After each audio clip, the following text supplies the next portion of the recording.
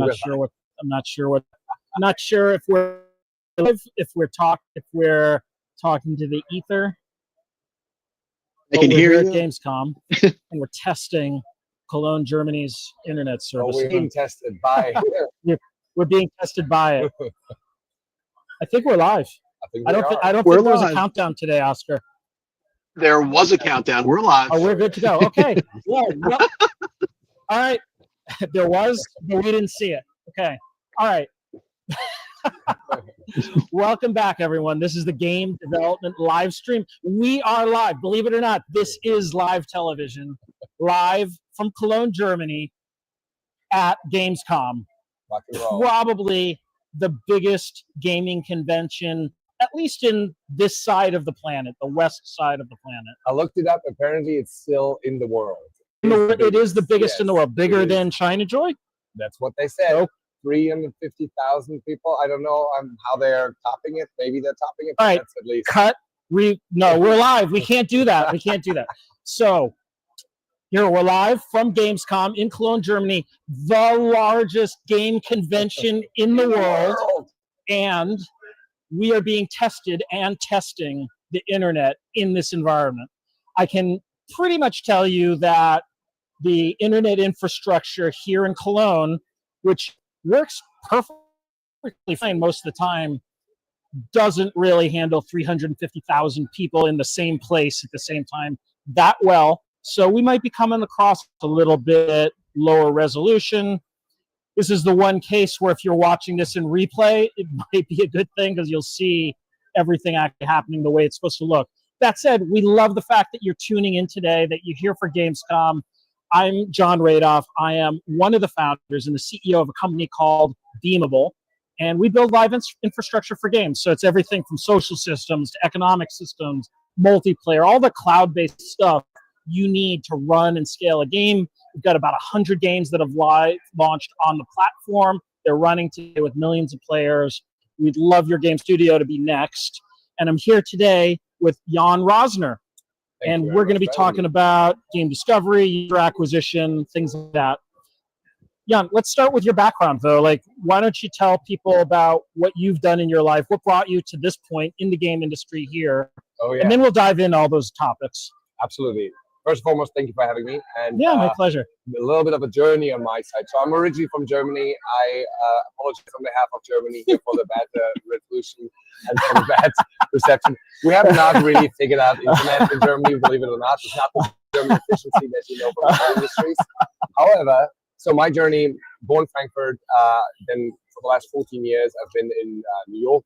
I've built my company there. Just quick background on myself. Spent most of my adult life in the military, believe it or not. I was a German helicopter pilot and officer. Wow. Then transitioned into marketing. Obviously, that's natural progression there.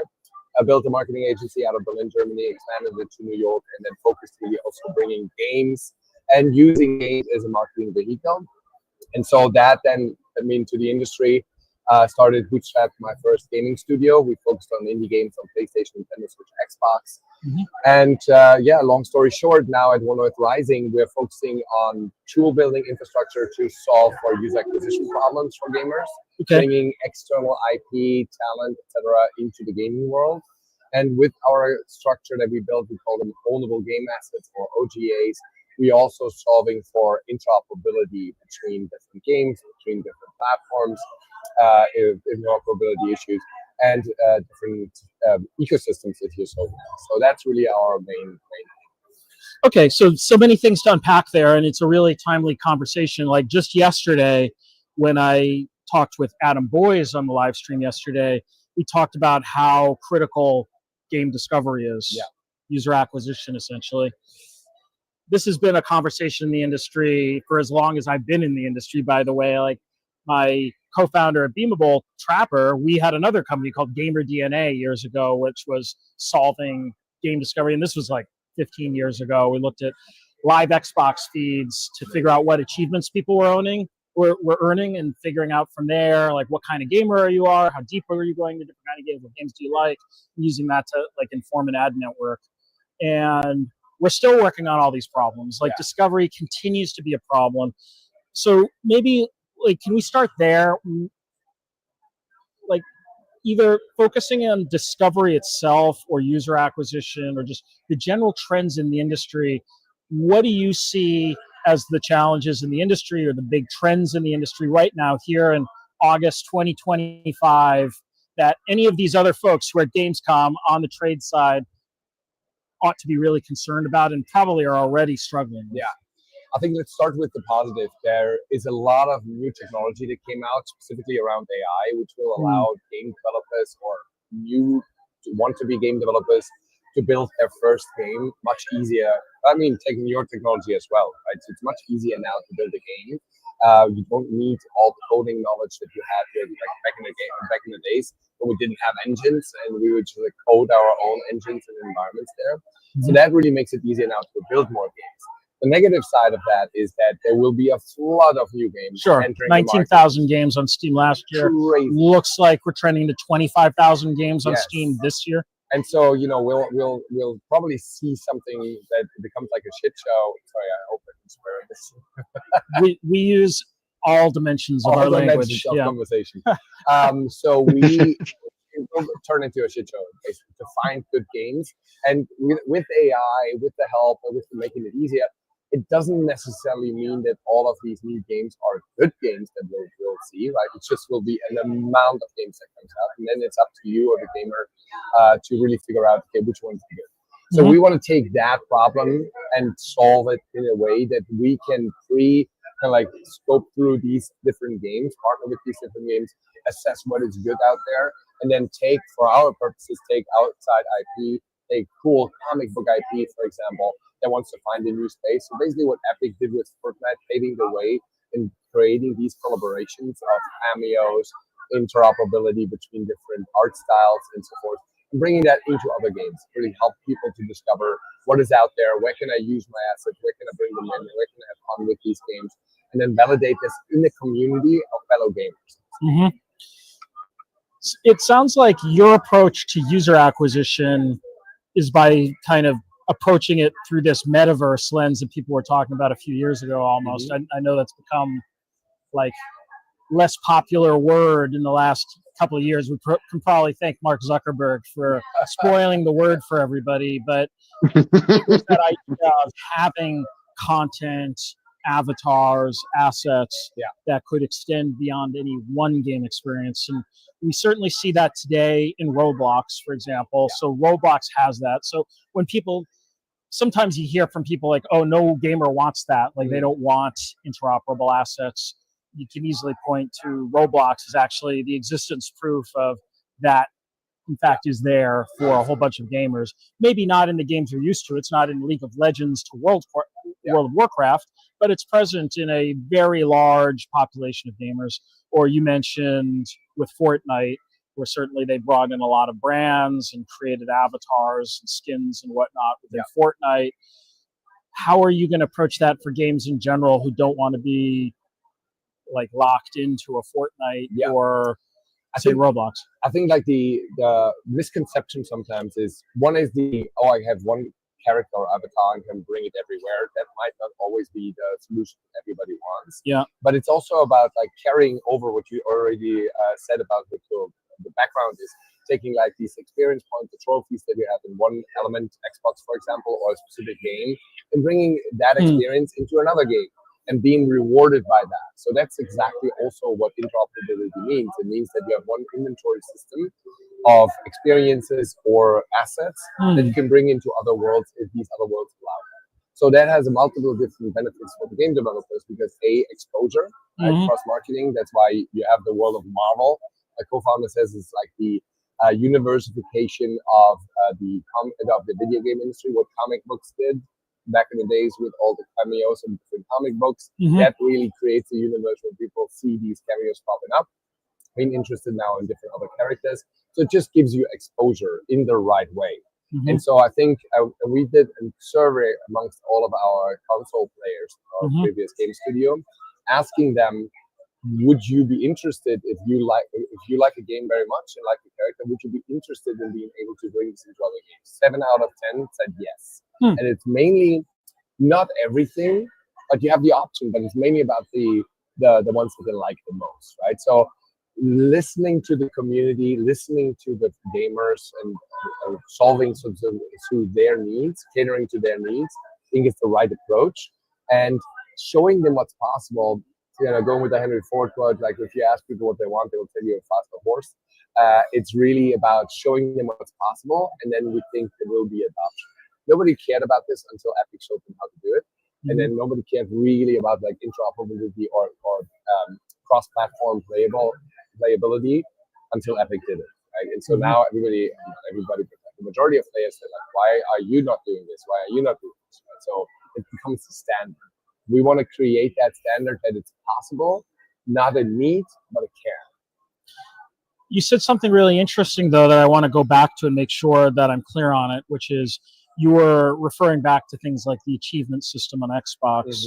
And it sounds like the way you're defining the player's identity in this collaborating set of games that you're unifying together, it's not just through avatars and skins, it's through the experiences that they've had in games. It's essentially the history of gameplay that they've had, which you could kind of think of as an achievement system as a way of capturing a certain form of history the players have had. How are you thinking about that in your platform? So, as you mentioned, like metaverse is a dirty word, or became a dirty word a little bit. Obviously, like when we had talked to the broader gamer community, NFTs and blockchain, it's all like spit and poison. However, the beauty of this technology is that it allows us to identify people and assets and achievements across multiple different platforms. I use the comparison, if you think about an ecosystem like Epic, you go to a car dealer, you buy a car. In the Epic universe, in our today's world, you can drive this car around the dealer's lot. That's it, right? With the blockchain, you can leave the lot, drive through the city. Anyone who ever stops you, asks for your ID, or if this car belongs to you, you can show them your verification. That's the beauty of what we can achieve with this technology.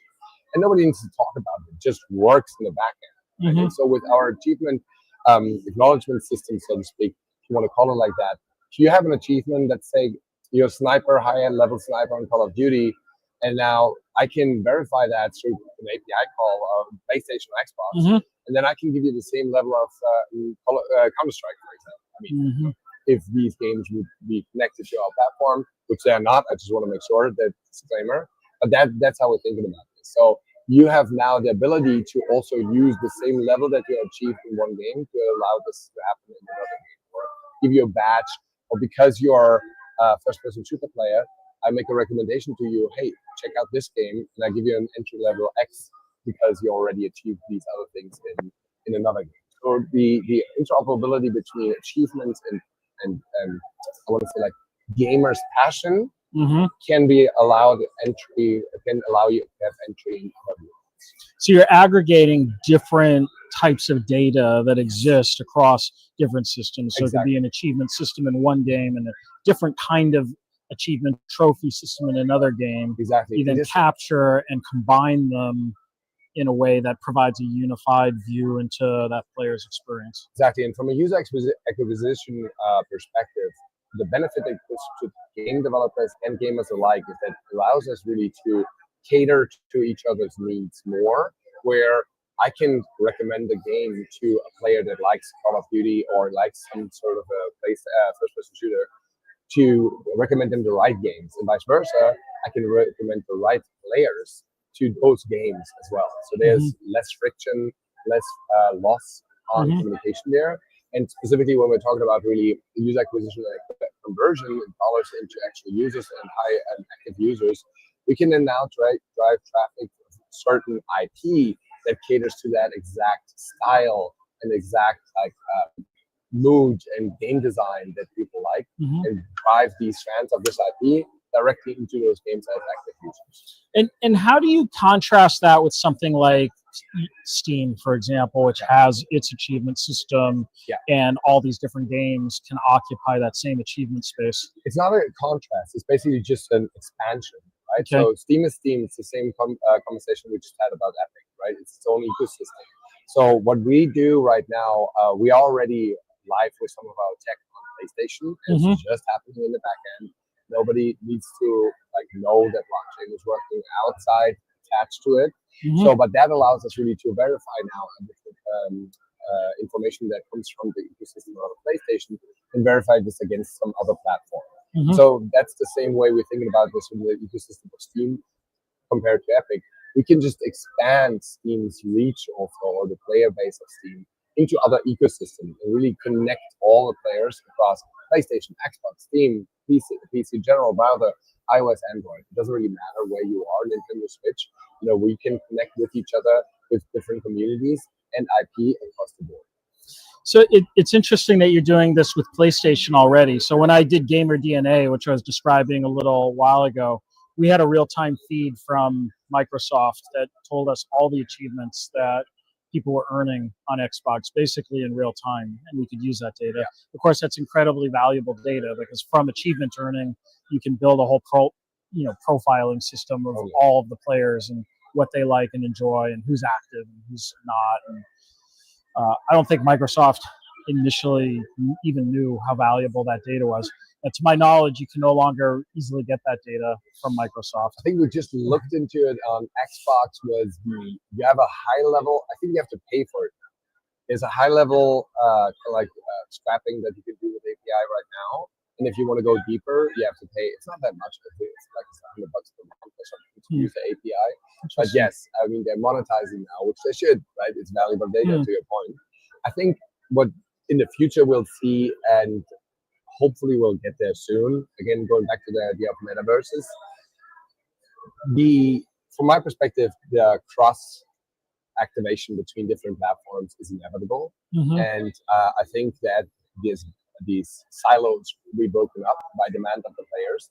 And I think blockchain is very helpful in that element because similar to, I live in New York City, if you transition over to New Jersey, you pay a toll on the bridge or in the tunnel, right? And so similar to that, we can implement systems like that where we can say, okay, if you move over from Xbox to PlayStation, you pay a toll to PlayStation because you bought the game from there. Something like that can be done automatically on the blockchain. It doesn't need to be $12 as it is on our side, but it can be on the New York side. It can be like microtransactions that happen in real time, and everybody wins in this scenario. I think in general, gamers want crossplay all the time, but it feels like the platforms have been kicking and screaming into this world. Like they're basically forced to. Yeah, they are afraid to lose revenue. I understand this completely. Hence, a toll system could solve for that. Right? Every time you bring an additional a game from another platform to the other platform, you pay a little fee as a gamer because that won't happen like on a daily basis twice or three times. You bring this game once over, or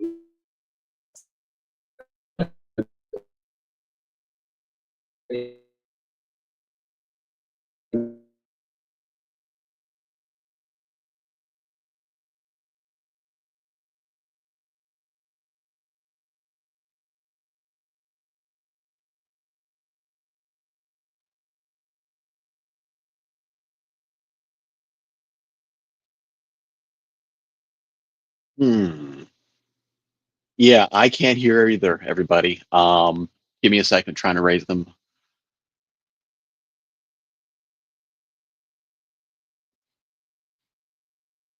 See, this is great. Apologies, everybody. Just waiting for them to come back online.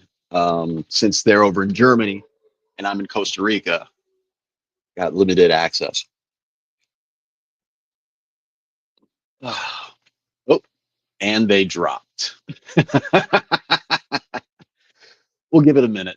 They're probably going to see that they dropped on their side. And let me just go ahead and see if I can message them.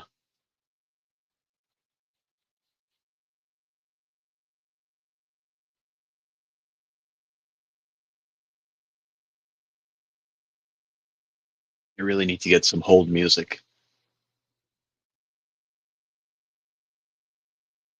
Well, what most likely happened is that they're at Gamescom over in Germany, and they're on the trade floor, so we may have lost internet connectivity on their side. So they should notice, and they should try to reconnect. So just bear with us while we get things figured out. I mean, could have lost all internet over there. Let me see if I can message. Oop, Here we go. And add to stage. You're asking what happened. What happened? What happened is I think if you graphed the number of people coming into Gamescom at this point, we're reaching saturation of the internet.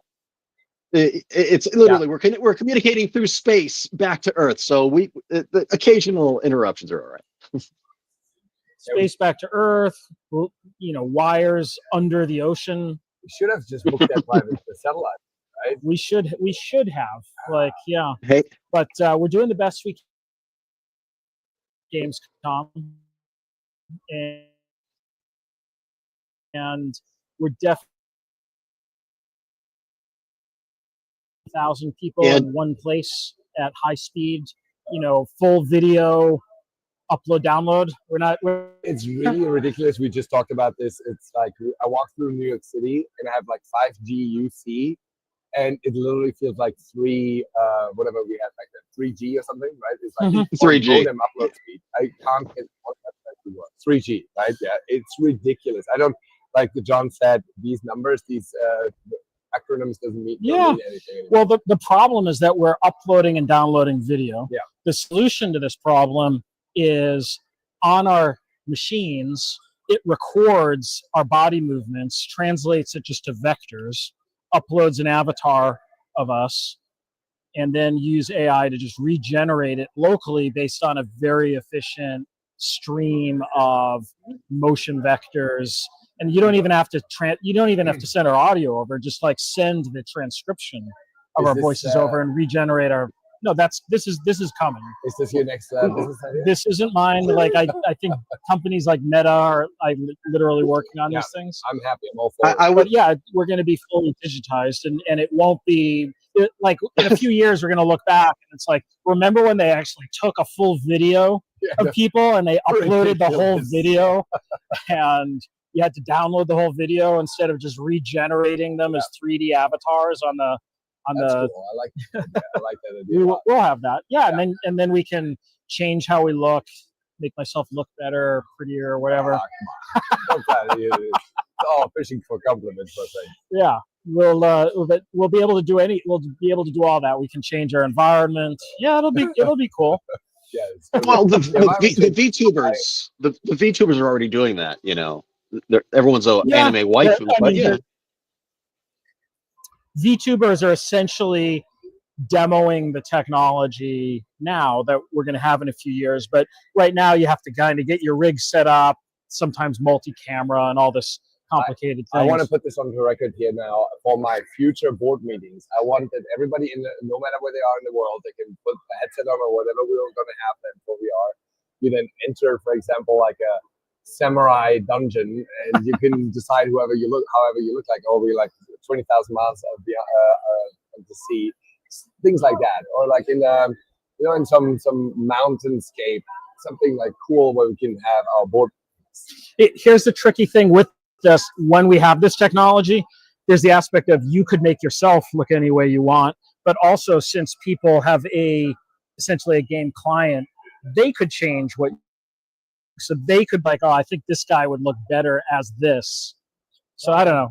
It's gonna be interesting. We'll have some interesting versions of that coming up for sure. It's gonna be fun. Sorry. Right. Well, welcome back. Where did we leave off? Well, we were talking about user acquisition, interoperability, and talking about PlayStation. So we kind of got interrupted around the conversation where we were diving into like why PlayStation first. You were telling me it's kind of the most complicated or hardest technology. But interestingly, I think Sony, given that you're a blockchain-enabled company too, like Sony is also probably the most receptive of these big platforms in terms of blockchain. Like they've even invested in their own layer one now. I was going to say, now this has really become a different conversation since Sonium saw the light of day. And now this becomes and also we have seen this as we track this a lot. We have filed a patent on our system. Sony has been filing patents in the Web3 space a lot. And so they have been looking at this space for a long time. Just, as with all the other examples of a big company that made a move into Web3, they got burned heavily. So I think they were much more careful with these steps to announcing things in real time. So I think now it's the time there, and it's great to see like a company like Sony pushing forward into that space. As you know, I try to convey this to people that are hardcore anti Web3. We all live now in the Web3 future. It's not an do I want to be part of Web3? You are either way or not, because Web3 is just the next evolution of the internet. What the internet can do, right? So you can own the data that you deal with in the ether. However, if you make use of the tools, that is all up to you. Right? You can still live in Web3 and not use social media.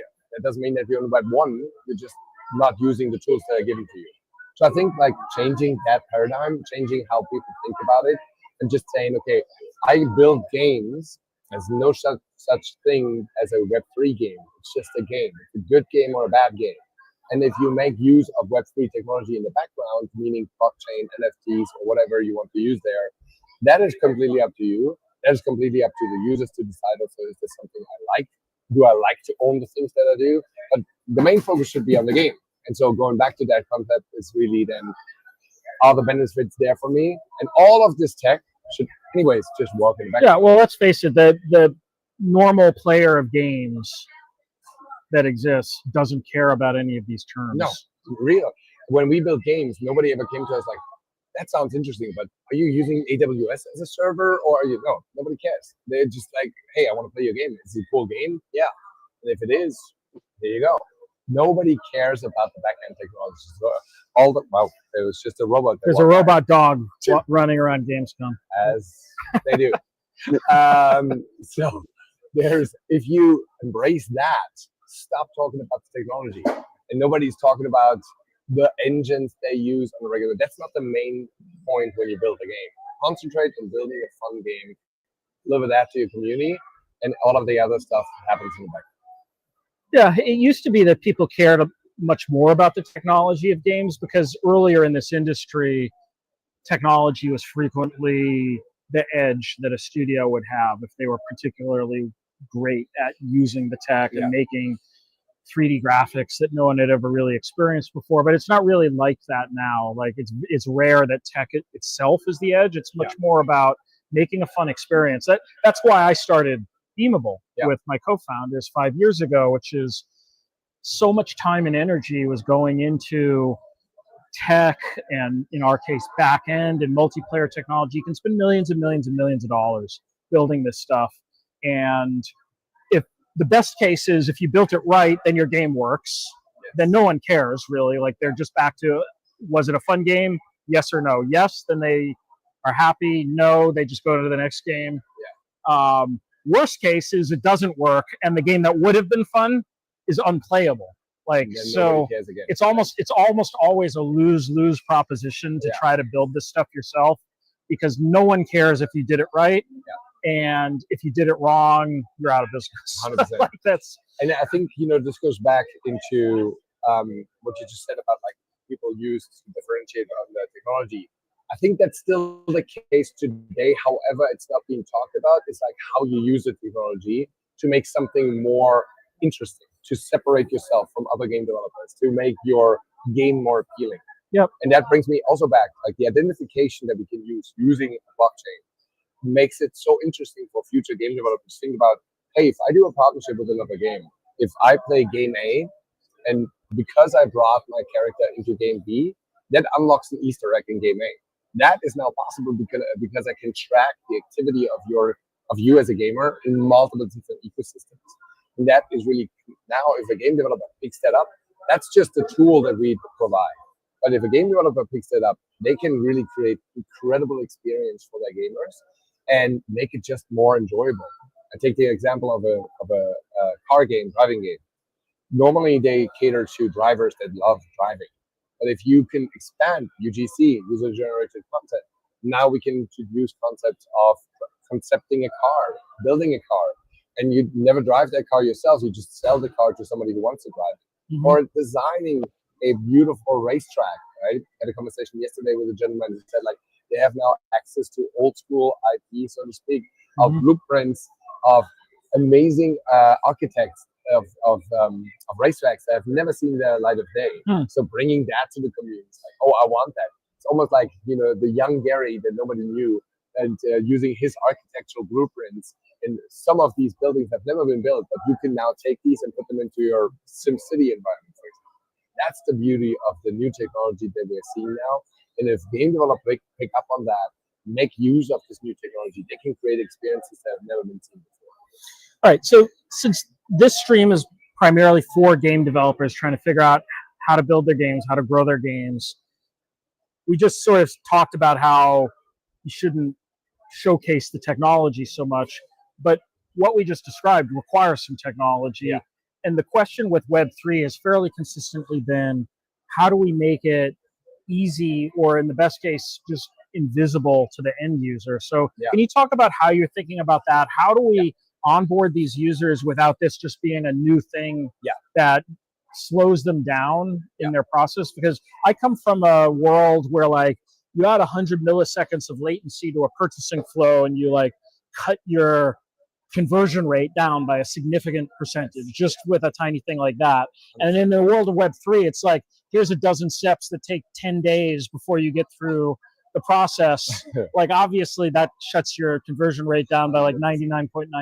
So how do you think about this? It baffles me to see that many of these Web3, traditional Web3 developers, if you can call them traditional, but these early age Web3 developers, that they are still going this route. I hate it. So my opinion is very unpopular in the crypto world. I don't think crypto and blockchain and NFTs and games, they're two different things for me. Like crypto really focusing on speculators, like making money off that, perfect. And of course, if you want to make the sense of it in an in-game currency environment, environment, then that's fine too. But find the utility first. So to your point, when we started working in blockchain space, my co-founder and I, we started like assessing and analyzing games, Web3 games, and recorded ourselves. It literally became the Hans and Franz show because it was so ridiculous.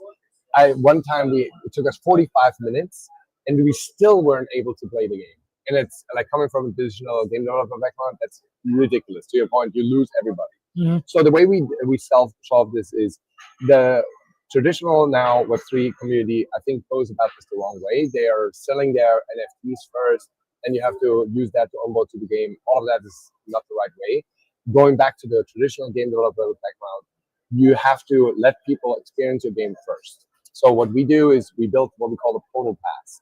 Portal Pass is based on Battle Pass technology or idea, and basically you are installing your Portal Pass, Battle Pass into your game, but you're already playing the game. So that's a big step forward. You're already playing the game, and the Portal Pass now, you know, like a normal Battle Pass, you progress in the game, you unlock different things, etc.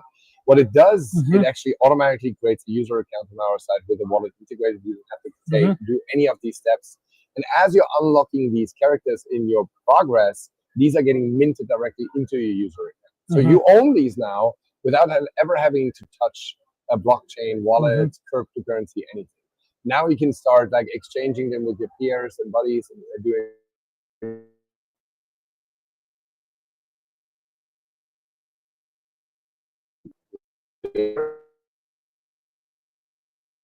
We're getting now. It was just temporary. So that's there we working go. really well.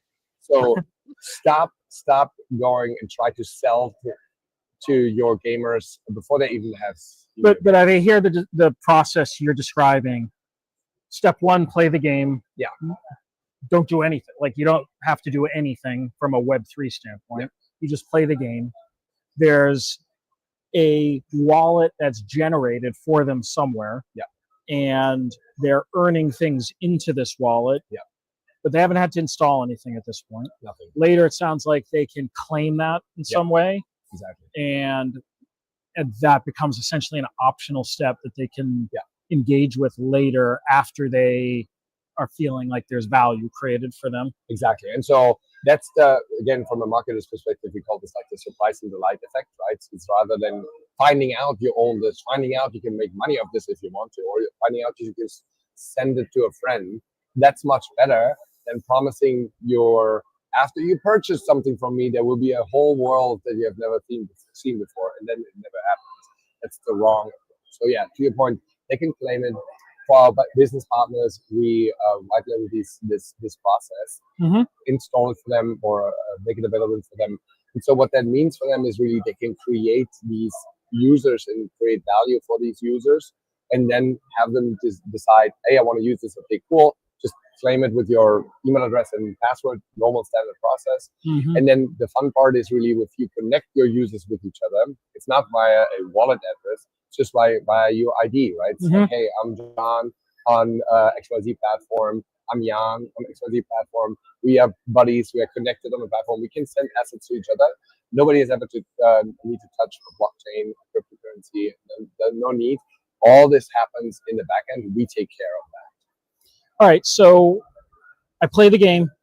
I claim all this stuff later, register with an email account, all that kind of stuff. Earlier, we were talking about game discovery and user acquisition. So bring this idea all together now. So how does this work to now also bring players into new games? So connected to our platform, our system, let's say we work with an outside IP, Super Plastic, physical figurine producer. So now we take Googimon, one of their IP, and we send to all of the fans of Googimon that want to claim something like that an email saying like, hey, this is a Googimon character that you can own, which we give this to you, sold or just like that. They can take that account asset, and then we tell them, hey, by the way, you can play Googimon in these 3 games. You want to check that out? That's super cool. And so if I'm a fan of video games, I'm a fan of this IP, I want to see how my Googimon character looks like a first-person shooter character. That's awesome. So I'm going to go there not only knowing what those games are, I want to play them. So I become an active user. Really, that's from our perspective, user acquisition in the best form, because these fans need a place where they can play with their favorite IP, and we provide that place for them, or places, with our game partners. So through that ecosystem, which I just described, where the starting point is the partner's game, here the starting point is the third-party IP. And now I can drive traffic into their games, and the system is already connected to it. So they open up their game again and see popping up, there's new options here, new IP that I can bring in, so like new characters. That's so cool. My basic user account gets there gets new IP, gets added on a daily basis. Boom, that's what you can do there. So you're sort of building that affinity, you're building upon the affinity that the player has in the game that they originated from to kind of build that bridge into other games. The question then becomes, from the standpoint of the developer of that first game, how do you make that worth their while? In the general gaming market, the one thing that has kind of worked for that is ad networks, right? So you have some games that use an ad network to monetize their game, and you get paid for a click if someone bounces out of your game into another one. In general, that's almost sort of like the I don't want to say anything really negative about those games, but those are not necessarily games that are expecting that you're a player for 5 years of their game. They're like, you hit that ad, you find another game to play, and that ad transaction was like their exit liquidity. Maybe they never see you again. I need to clarify, and you're right. So as a gamer myself, I don't like these games. So we are talking about 2 different scenarios, and I just want to clarify to make sure that everybody understands. One is you're a game developer.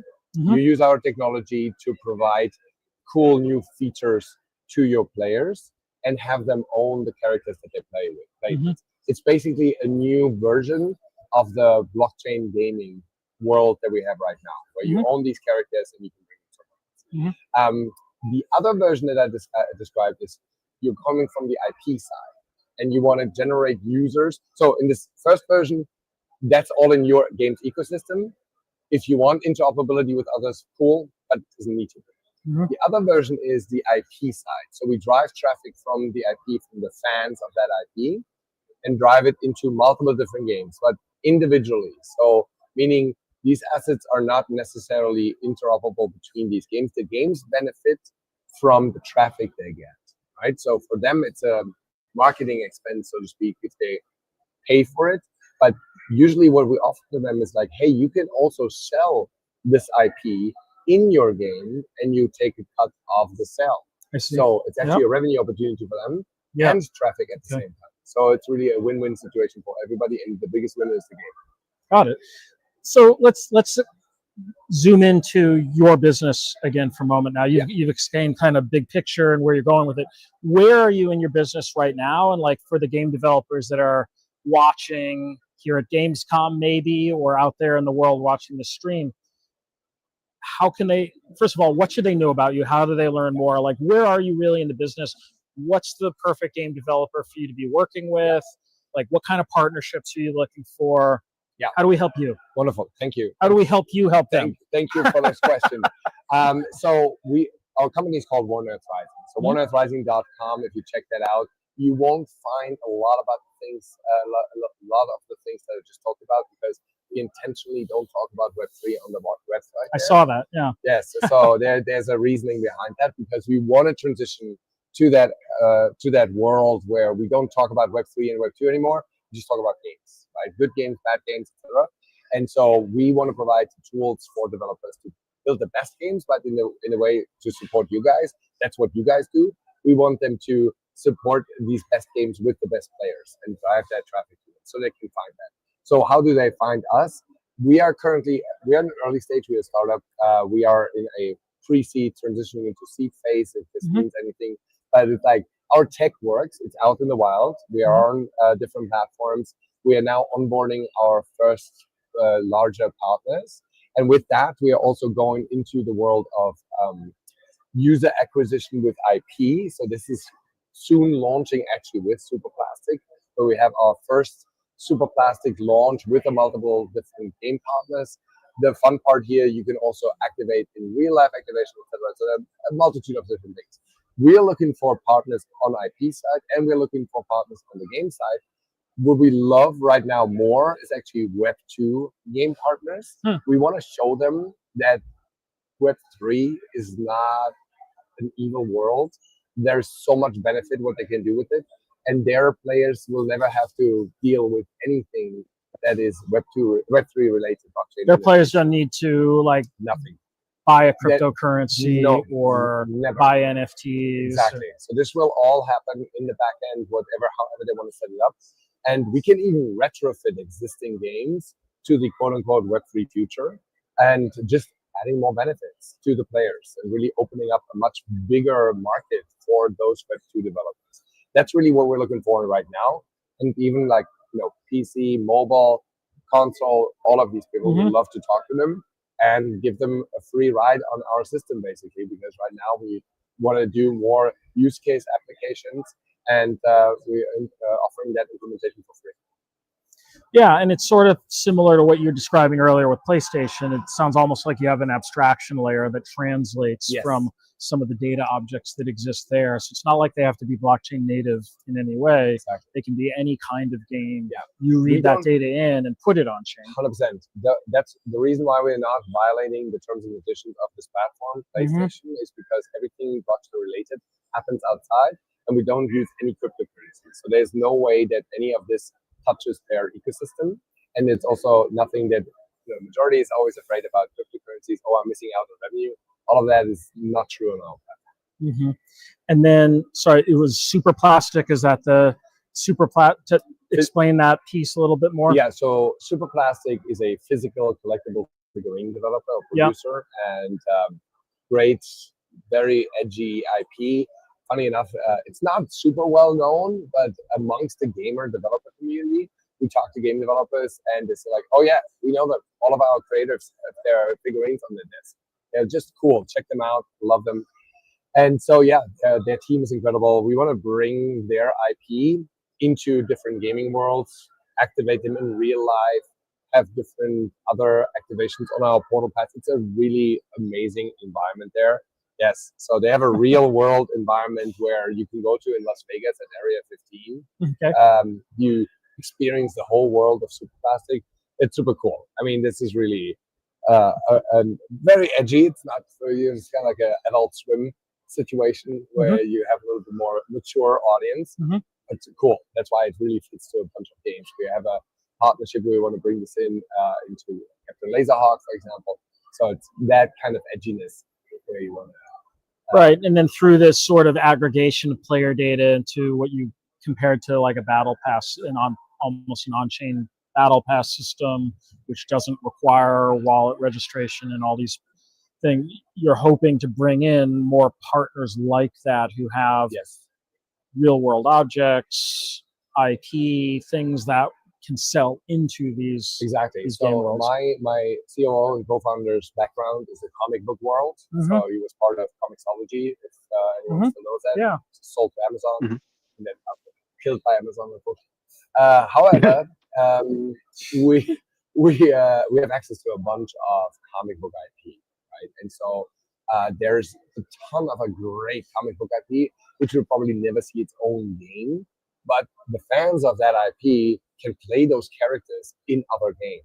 So we finding ourselves really now as the facilitator to matching cool IP with great games where the art style, the lore, all that is fitting, and then bring these characters over.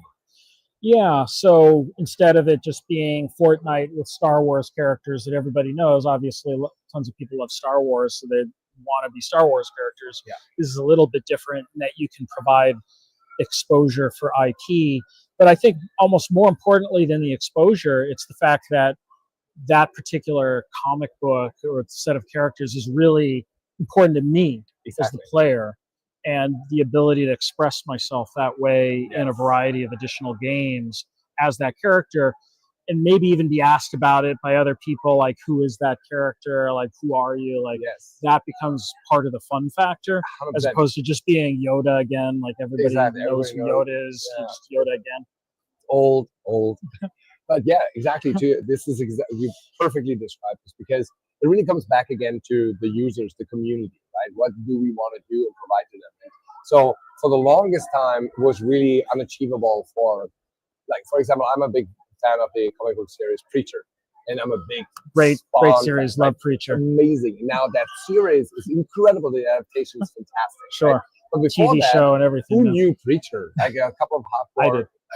Yeah. I did. I was depraved enough to be really into. You have to be a little bit depraved to have gotten into Preacher, and I was in that. Like how he has like the Genesis, he has the God voice. He can make you do whatever you want to. So these things, you have, the his vampire buddy, right? You just like take him and you pop up at this character. Not everybody will know who you are, or your Preacher in a couple of like games that you pop up. But some people was like, "What? That's so awesome! Where did you get that from? What is that? What's the connection here?" So it's exposure for the IP.